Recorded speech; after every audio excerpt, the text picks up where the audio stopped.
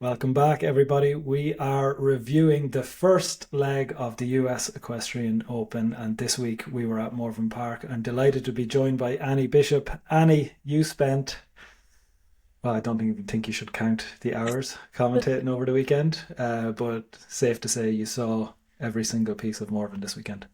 I did. I didn't miss any of the action. I had maybe the best seat in the house, and it was a fabulous weekend. Virginia really showed off beautiful fall weather, and Morven Park is a stunning venue. Before we jump into the action from the weekend, can we give people a little bit of background on eventing royalty that is Annie Bishop?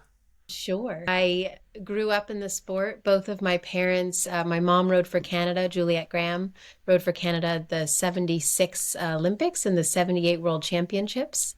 My dad rode for the US team, went to the 80 games, which were the alternate games. And that was technically my first event because I was born 2 weeks before and my mom flew me Oh, over so that we could be there. oh, that's cool. So my first horse show was the alternate games. Went to some world championships as, a teeny tiny person and really grew up in the sport and I couldn't love it anymore. And I'm so happy to be able to be a huge fan and sort of just to keep up with it all and lucky enough to get to do things like Morven Park. I was talking to your mom. I was lucky to meet your mom over the weekend, and we ended up talking about that famous, I think one of the most famous World Championships ever, that Kentucky 78.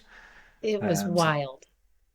so Sam's You, dad competed at that and won a medal, I think, at that. Or I know won a medal at that, but yeah. we we watch it back frequently. So I was absolutely delighted to meet to We meet watch it Julia. back as well because mom also won a medal. That the Canadian team won the gold medal that year, and it was just, I know, one of the highlights of her life. And when you watch it back, it is stunning what those horses did and how hard 78 was. Were you always in Virginia then, all your Yeah, life? so my mom actually was shipped off to boarding school. She grew up in Canada and was shipped off to boarding school. My dad grew up in Virginia, so in the town that we live in. My dad came up from Alabama to ride with Jimmy Okay. Wofford, and my mom almost and also rode with Jimmy Wofford, and so that's how they met. And then neither of them ever left, and so I am have always been in Virginia, and I can't imagine living anywhere else. So that makes an event like Morven, because I know we both spoke to David at different times over the weekend, but I know um he speaks about it as, a home event, and was laughing, I think, that he was part of almost a full 50-year history of Yes. Morven Park. But it makes, say, new ventures like the Open, but equally, what I was really impressed by this weekend, and like what I've been trying to relay to the team at home, is it had like Morven has all of the modern infrastructure and facilities of a Wellington, where you've got these amazing rings perfectly manicured everywhere, and yet the natural landscape is like a Blenheim or a Burley, where you've got all of the old trees, for example, stuff that you can't just wheel into a venue. That you've got, it's an amazing mix of the old and the new. It's really ready for the future while embracing all of that rich history. Yeah, the team at Morven Park has done an incredible job in the last years, as you say, putting in the modern arenas. The surfaces are beautiful. They have walking paths for the horses. They have the barns. And then on the other side, they have this really old turf and they have beautiful old trees and just really this landscape that you can't beat. And it is really the only place like it that we have in North America. It is one of the most special venues. And as David said, he's been there for a long time, but there's a reason people keep coming back. I mean, my dad and a bunch of others would go to Florida for the winter, but they always came back for the spring Morven Park because it would put a base in their horses to start the season, and then they'd be ready when they came back to Morven Park in the fall. And you Yeah. just every rider you talk to, they put it on the calendar for that reason because you can't find another venue like it here. I didn't know what to go. I didn't know what it was going to be like going, and I must say I was just totally, You're like yeah, I was Leesburg, totally. Virginia, where's that? Well, I know it because there's such an eventing hub in that part of the world, and like you read about it, and anyone who spends time in eventing, you know the names. And obviously, I knew of Morven Park, but it really, when you get there, like I think Sam is tuning me out at the moment because I keep going back to how and what a special place it is. But the reason I was there, Annie, was the launch of the US Equestrian Open. So a new series for eventing in the US, a new series for all the disciplines. But of course, in this case, we're talking about eventing. Um, it's the beginning, I think, of something special, and it felt like it had that little bit of a beginning buzz. Of course, at the beginning of something, we're still at the early messaging, and we're still at the point where people are beginning to learn what it is and how it is, why it is. That's all normal. But it certainly felt like a buzz. On the same weekend that Buccalo was happening in Europe, I was feeling and seeing all of the stories around, well, as they unfolded in each phase, around Jenny Brannigan and Connery, around Hannah Sue and Business Bent. You're getting into these backstories, around Emily Bashir and Rio de Janeiro as it comes out. But we were researching, we were finding the stories and telling the stories. When we do that at scale over the course of 18 events and leading to a big final back at Morven in a 4-star long next year, that's really the jumping off point. We touched on it a couple of times. Like, stories are important, but equally stories in a vacuum are hard to tell. So Yeah. having these 18 calendar events tied together, joined by points, telling a coherent story over the course of 24 and the rest of 24, two events left in Bucharest and Terra Nova as part of the series this year, and then a full run at all the 4-star shorts in 2025. It's something that's going to be of huge value, I think, to the sport in the US in the next 13, 14 months.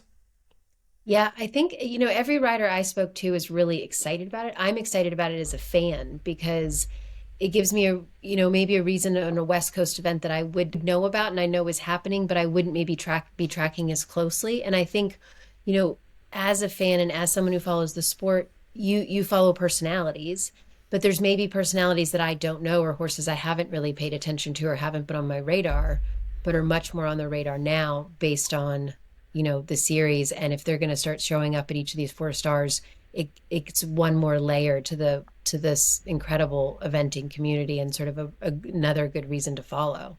And I think the fact that they've got it over 18 events is really even more special because there's all those different opportunities for riders to go pick up points. And then with the finale at the end, it's just going to be incredible, I think. Speaking to David, I know it was a huge part of the why behind the series, that actually when you compare our sport to some of the competing sports in the US, tennis, football, golf, the continuity was actually a really big miss for us. We actually do have a sport that lends itself really well to continuity and storytelling, but each event at the moment is telling their own story, and rightly so, but that's where we are. So that concept of continuity, the jumpers have it to some degree because they jump so frequently. Now, they don't jump frequently and coherently, if you know what I mean. Like, they're all part of different series at different times, but jumping lends itself to a more frequent uh, uh, competing. Which, Yes. so in our sport, we're probably in these 4 to 6 to 8 to 12 week gaps between runs, which means to tell the story, to find a horse like to Rio de Janeiro this weekend, what we really want to ensure is that Emily Bashir, and now she will be as the leader of the series, but we want to make sure we're able to reference that story again so that anyone who loves beautiful greys can actually be on Emily. Like, I found myself in Dulles Airport last night on Emily Bashir's website, and on that you see all of her horses, and then as you're going through the pictures, you're like, oh my god, there's a lot of greys here. And then as you get to the bottom of the page, she's this lovely picture of like all the greys together, like some of her past 4-star, 5-star, certainly 4-star heroes. And then you see a new one emerging this weekend in Rio. A small thing, but there's no other way that on a Sunday night I'm sitting on Emily Bashir's website knowing about all the greys. Yep. And this is what series and competition and being a series leader, these are all the types of pieces that it facilitates. So if you love greys, you now have you have something. You can what I love about this stuff is you can attack this from so many angles. Obviously, we have to look at other things other than just the color of the horses. But if that's your angle in the same way as people go racing and pick colors or pick names they Like silks they like, it's the way to yeah, go. you can get in on that. Um, let's have a let's talk through some of the phases. We arrived and we kicked off on a very sunny. I mean, we had great weekend, we had great weather all weekend, but We it did. was We a were really sunny, lucky. It was yeah. brisk. And I actually have a cousin in Arlington, so not too far away, and they had texted me to say you got really lucky that it was like 2 weeks of rain in advance. Last year, Um, it bucketed down rain at Morven Park, and so everything was a bit different. So you definitely got lucky on the weekend you chose to come. It really lent itself though to a real kind of festival feeling. Like there was a great mood, great excitement, great ease everywhere. Friday morning, we watched horses coming into the dressage arena. From a data point of view, it was probably pretty close to what we were expecting. We didn't see any tests going into the 20s. We saw good clustering just above the probably 31, 32 mark.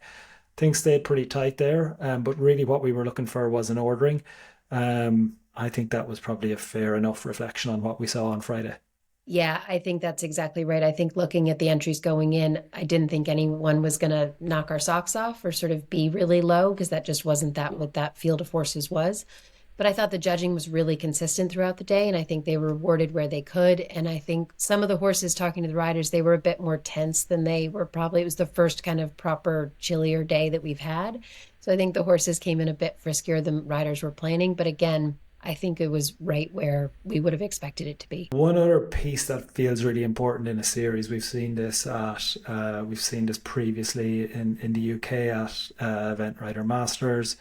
We've seen it in jumping in some of the World Cup shows. Every event has a theme, has its own unique characteristics. And again, learning that and understanding that is a big part of storytelling.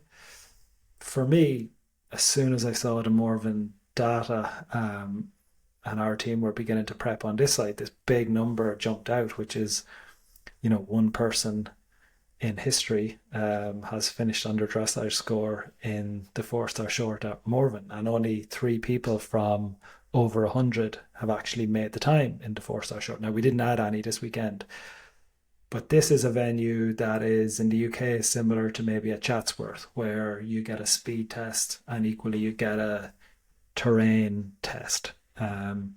So, and sometimes, by the way, that plays into the dressage scoring because often Yes. people take horses that are suitable for that type of test.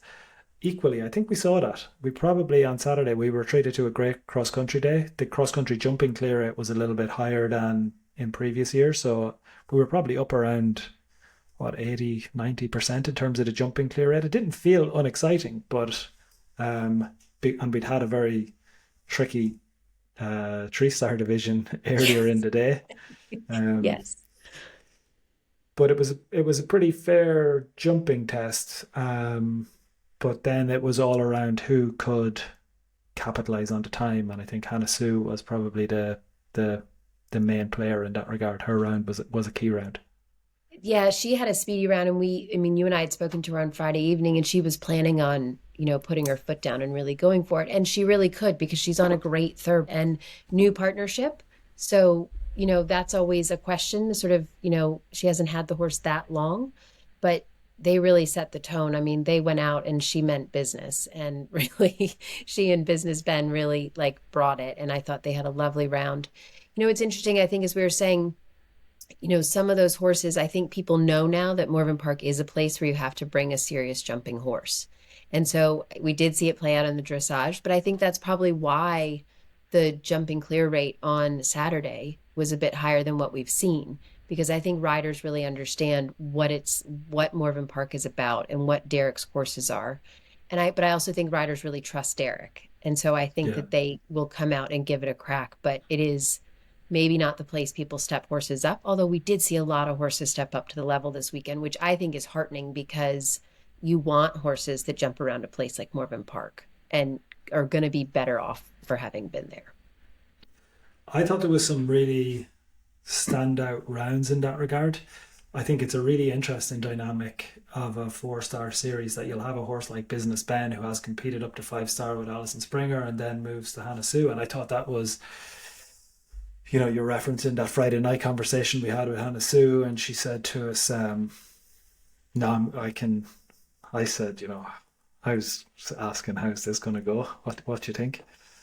And she said to me, like, oh no, I can do this. Like, I'll be going for it. And I'd seen, like, they do have time penalties on the record, and I was saying, like, okay, but really, if I'm honest, I thought there's no way, like, there's no way they'll be the fastest. And she said to me, You were look, the fastest by quite a bit. yeah, she said, I'm an experienced rider and it's an experienced horse, and we haven't done it together. Like, they hadn't been, like, Hannah Sue hadn't been to Morven, but it was really interesting. And I have a brief interview with her from Saturday night. Now, it was difficult to use it immediately because what ultimately ended up happening was, as our Saturday night leader, unfortunately, they had to withdraw from a kind of a superficial bang point of view. Like, Business Ben is fine, but wasn't really probably feeling as fresh as she would want him to be for jumping on the Sunday. But it was a really interesting interview with her, and we'll play it in here from for anyone listening on the audio. But it's another part of the story that comes out of the series. You have a rider like Arden Wilda, who will come on to in a moment, who I think is, showed us with Billy Beaufort some, like, stepping up ability. Ultimately, end up on the podium, but, like, foundationally built on a brilliant round on Saturday. Hannah Sue, though, is it's a totally other profile, and I think it's something that we're going to see over the Yeah. course of the series. There's going to be superstar riders, and I think Hannah Sue and probably Jenny Brannigan, who's here in the same class, and was one of the other big moments for us on Saturday when they had the pin at 13, Yeah, and it was to a bank. There was a rail before a bank, and she said it was just unlucky, but it was one of the biggest moments of the day, because knocks our leader off the top of the leaderboard and gives Hannah a place to come in. And then, as you say, Hannah comes out Saturday night. I mean, we had felt like a lot of drama for, a smaller field size. on top of the other piece that was interesting for me in terms of the drama of Saturday was not just that she was leading from the Friday. This is Jenny Brannigan and Connery, but they were also the best show jumper on ratings in the field. And ultimately, they did jump clear and they did Yes. move up. Yeah. But had they not had the pin, even if they'd had time, anywhere in the top three for me would have still been potentially leading them with a really big shot at, holding the lead or getting back into the lead because of that Connor. So putting 11 onto your score there was a huge moment. But to go back for a moment on Jenny Brannigan and Hannah Sue, probably alongside Aaron Canary, you could probably put into the same bracket Lynn Szymanski.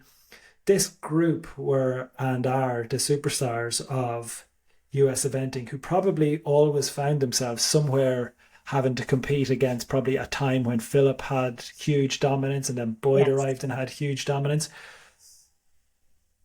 And, like, for everyone involved in the sport, we know it's hard. Like, horses changing, some of your top horses, like, coming and going, having to maintain enough horses at the level to keep up with that relentless pursuit of trying to stay at the top.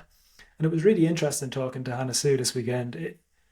To be in the lead of a 4-star short on a Saturday night is a hard thing. Like, these girls are familiar with it, but it's still not. It's not that frequent Doesn't for happen everybody. every weekend for them, and it becomes it's a different kind of pressure. Yeah, for anyone, for Yes. anyone. Like, we saw it in Buccalow at Laura Collett. We've seen it all around. We've seen it all around the world. Like, to put yourself into that position is hard. Um, so I thought it was a tough moment on Sunday morning when we got the news that Business Ben wouldn't be jumping. It just you go to the sporting story, like the first thing we met when we met on the Sunday morning, you're like, Business Ben is out.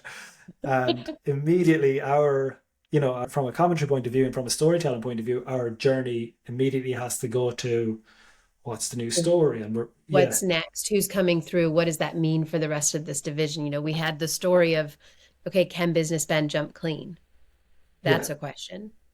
We want him to, but that's a question. Okay, well then who's behind? Emma, Emily, do those two jump clean? Well, not at this level. It's like, how do yeah, you, yeah, yeah. and you immediately start to think like, well, how does this story unfold now as we're looking at Sunday morning and you're like, we have some, and jumping at Morven Park, everyone says you have to ride it like it's a hole higher than it is because there's something about that ring and a Chris Okay, Barnard track and they jump tough. And we saw that okay. on Sunday. Yeah, so so it's about 2 from 5, is what you'd be expecting, on the date at Morven. There's two angles. As soon as you get that news around Hannah Sue, the two places that you go are, one is your job, the storytelling piece. But equally, a big part of this series is the ability to have heroes, to have stories, to follow horses. Business Ben with Hannah Sue has been kind of prepped behind the scenes for some time. They've been like, again, having the opportunity to sit and chat to her, you're learning about, she's feeling confident that the horse is good in the first phase. She knows that the horse is a top cross country horse who's been to 5-star levels. She knows she's a top rider. I mean, she has 25 stars behind her now, and she's been in the top 10 in 5 of them. Like she is, and she She's knows she's a top. experienced. She knows what Yeah, she's doing. but she spent all her time focusing to date with Business Ben on the final phase, on the show jumping. So we were going in there with that story. But when we talked to USEF and when we talked to David and when we talked to the team at USEF around their real purpose and the why behind the series, helping fans have heroes, helping people access the Business Ben story, helping people access Hannah Sue, Jenny Brannigan, Erin Canara, helping people find, and now Emma Klugman, Emily As you Bashir, say, Emma Klugman, Emily Bashir, and they're wonderful stories to tell. I mean, these ladies are impressive, and it's really exciting to have this moment where you're on Emily Bashir's website looking at all her gorgeous grays and exactly, yeah. learning more about her. Like that's an exciting moment as a fan and for the sport. Like there's new there. Like there's a new thread to follow, which I think is really exciting. But there's even a thread to follow in the disappointment of the Sunday morning news around Yes. Business Ben. Because if you're invested in that story, and I was more invested in that story because I'd spent 10 minutes interviewing her around Business Ben and the journey and the story. So I had that little bit of context that I needed.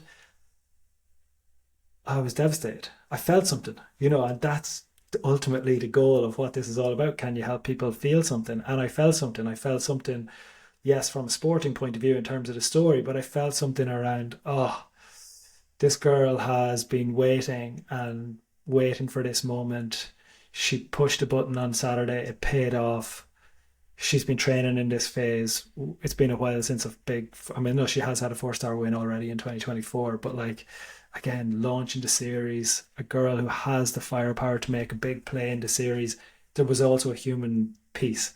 And I think Yes. that's the great thing about what I think the series can do. Yes, you've got a data piece. Yes, you've got data driven storytelling. Yes, you've got points in a league and all of the things. But also, if you can connect with writers, you can feel something else as well. And honestly, on Sunday morning, I was just feeling for Hannah Sue Holberg and that whole And the team. whole team, I mean, just think about how, I mean, we all know this and we talk about it all the time within the context of our sport, but it's not just Hannah Sue and Business Ben. It is her entire team behind her. It's the owners, it's the physios, it's her husband who's been helping her with the show jumping. I mean, it is literally, it takes Mm. so many people to get them to this moment. And so you feel immediately for Hannah Sue because again, she's had a rough year so far. I mean, she's not, Yeah. 2024 has not gone the way she had planned. And so you see her on Saturday night and you think, yes, this is the moment. And then, as you said, Sunday morning, it's the first thing I say to you. And we're just both like, what now? Like Yeah. you just, your heart just feels for them. And that's what you need and want in this sport is you want people to feel that. And we're lucky because again, we had talked to Hannah and we sort of know that, but I think a lot of people saw her come out on Sunday morning and thought, man, that's a tough break this year. My goal is that more people can feel that, because I think it's easy for us to see a WD on a results list, and actually Yeah. it takes a while for you to go back to what that feels like, what that is, who is that person, who is that horse, and the emotional connection. We didn't see her jump in, but we did. It did mean that we had Emma Klugman leading. So immediately we were turning to Emma versus Emily. They looked like the two best. They were the leading two, and they looked like the two likely challengers. So we focused on those in terms of our prep. We obviously go through everybody. We try to figure out a narrative angle on what the angle is for everyone who wins, but we had spent a little bit more time focusing on, if Emma wins, it's this story. If Emma wins, and I always feel bad doing this because they don't win, then you're like, well, don't go on about what it would. I remember I was chatting to Kirsty Chabert recently, Annie, and I was sitting beside her at lunch at Burley, and I said, she had that really late. I think it was the year. It was actually the year Will won Aachen. She Yes. had a really late run out in the arena in Aachen to basically lose, Give Will the and win. yeah, and I was sitting beside her at lunch, and I said, like, what happened at Aachen? And I don't know if I should have said that, but anyway, she said to me, "What, like, what, like, what do you mean? I ran out," and I was like, "I know, but like, Why? tell me about it." Like, and they're like, "Oh my God, you're bringing me here." Um, Anyway, after the initial conversation around what had actually happened, which was there was no real explanation on it, just is something that happened. She told me that the worst moment of it was, in Aachen, you get your name plated onto the wall Yes. kind of immediately, Yes. like it's like It happens engraved. right that night. Yes. That moment, and like you get like like it was a big moment for Will, and there was all those pictures around that year of Will get having his name on the wall, and what a huge part of eventing history you become for that win. Uh, they had her name prepared. And here's the even worse bit. They gave it to her husband. They said, "Do you want that?" Oh, So, and he took it. So she has a constant, poor Kirsty, she has a constant reminder of the name of that's that not on 20. the wall. Yeah, yeah, Oh my yeah. God. I say that in the context of like, is it fair to be going through the Emma Klugman narrative of what would have happened if she win? But I think it kind of shows it shows the behind the scenes as to what you're prepping. Um, RF Redfern is a really top jumper, particularly at the level below, and they've been coming through. Really, the conversation for us was they've a long line of clears at 3-star level. On their two occasions previously at 4-star level, they've had a rail in each, but it's really hard to call whether that means it'll be a rail today or whether that means It's we've clear learned, today. we're through. Yes. And particularly when you're at the beginning of a 4-star career, it was something similar with Rio de Janeiro, who was coming in off the back of a 4-star clear, but still very early in their career together. There was a lot of unknowns even with those, but we were trying to prep. If Emma wins, we've got the Australian win on US soil angle. If Emily wins, we've probably got the Rio story. It'll be 3 wins from their last 4 events, and um, it was ultimately Emily. Um, so she jumped first. You were commentating on both of those.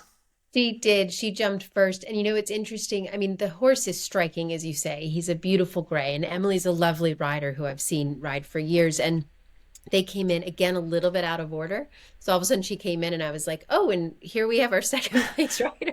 Here we We're go. a little bit earlier than planned. And she had just a lovely round. And it was interesting because the horse never felt like he was putting in a huge amount of effort.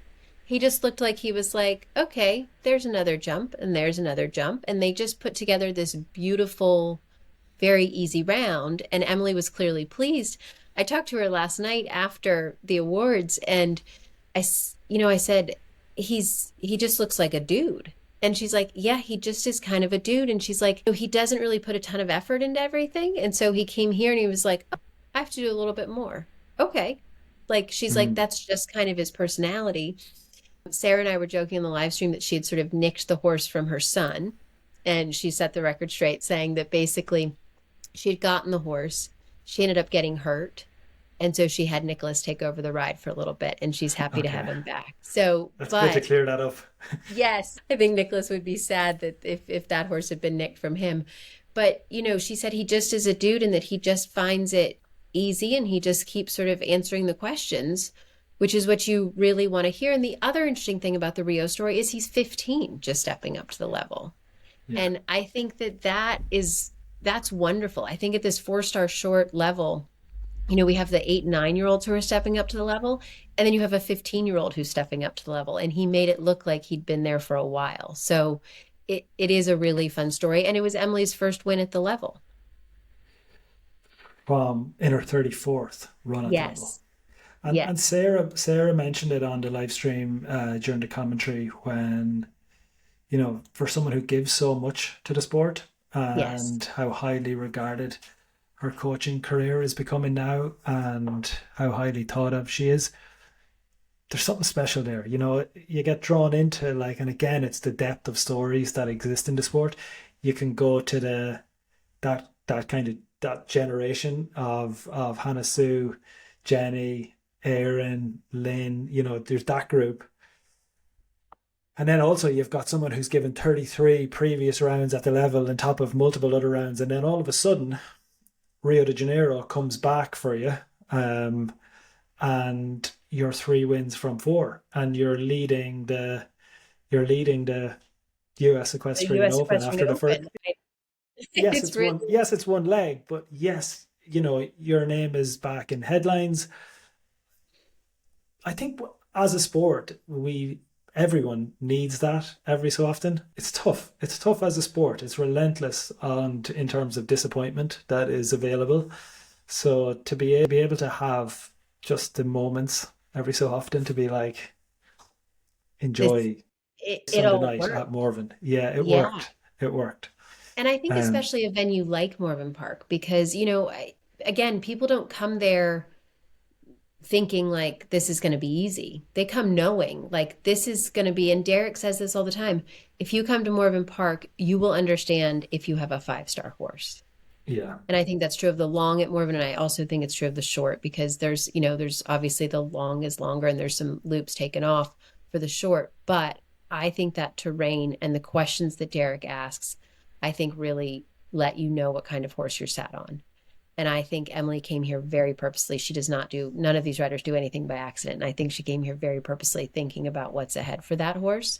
And like you said, she's put 40 points on the board the first weekend out of the US Equestrian Open. And I mean, the ladies that put points on the board this week, I mean, Emma Klugman right there in second with a relatively young mare. And Emma's a wonderful rider and producer of horses. And I think, she's got points on the board now. And then, Arden Wildison, we mentioned her earlier, but with a debut at the level for this partnership, it's unbelievable. their show jumping around. Again, you guys were commentating, and I actually thought that was one of the smoothest. And Sarah was referencing it as they were going around. It was really in rhythm and flow, and actually, it was kind of standout visually. Yes. Um, they haven't been together that long as a partnership. No, Did only two internationals before this. I think they'd been clear in one and had two down in the other in terms of their show jumping record to they date. had a So it was a great, little, I saw them at Bromont. And again, people don't go to places by accident. yeah, Bromont is yeah. also a really tough testing cross country course.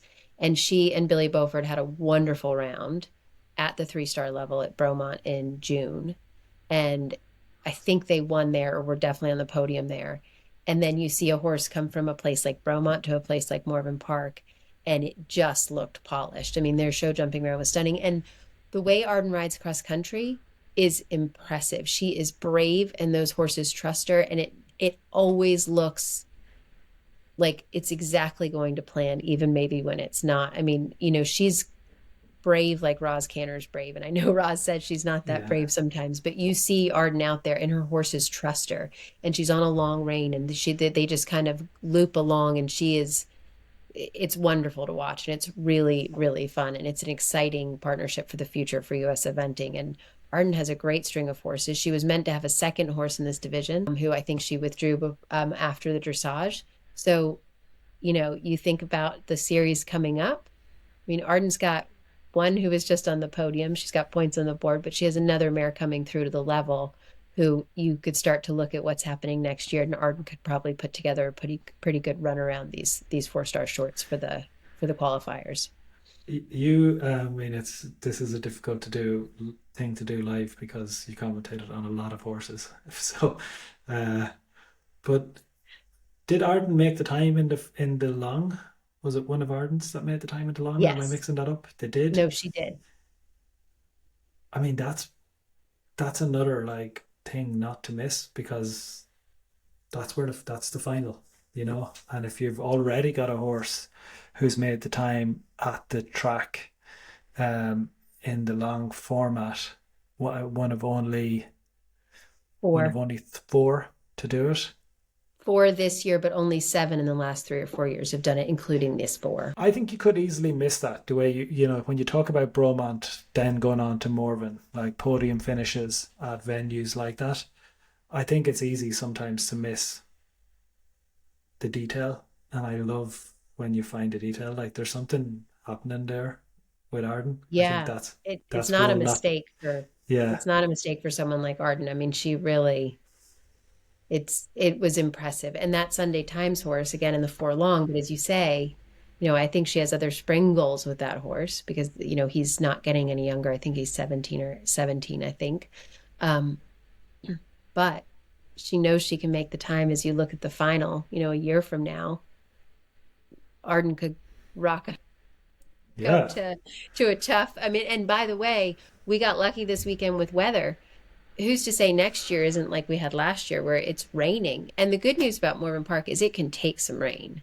I Yeah, mean, yeah. it's not one of those courses, the terrain, old turf, so it drains well, but it makes a difference. I mean, there's a reason not one person got inside the time last year. It's because it was raining and it was proper, proper cross country. I mean, those guys had to dig deep. But again, Arden had a great spin around the country, cross country last year on Sunday times too. So he has You horse you form. if you imagine some of the stars of the eventing world arriving in for the final next year, some people who will have qualified all the way through, some people who will no doubt see a huge prize fund. I think it's going to be 500,000 over the course of 7 days when you have hopefully Maryland next year Yep. and the US Equestrian Open final back to back in 2025 in the same week, and you've got £200,000 or dollars prize pot available here.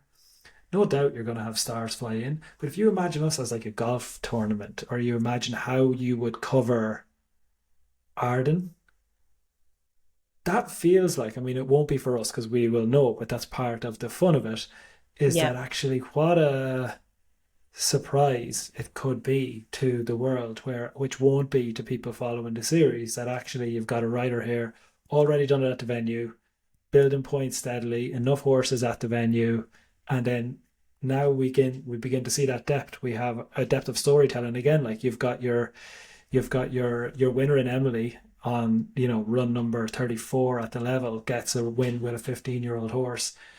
You've got the Hannah Sue, Jenny Brannigan generation here, both who had disappointments this weekend, one a pain, one a withdrawal.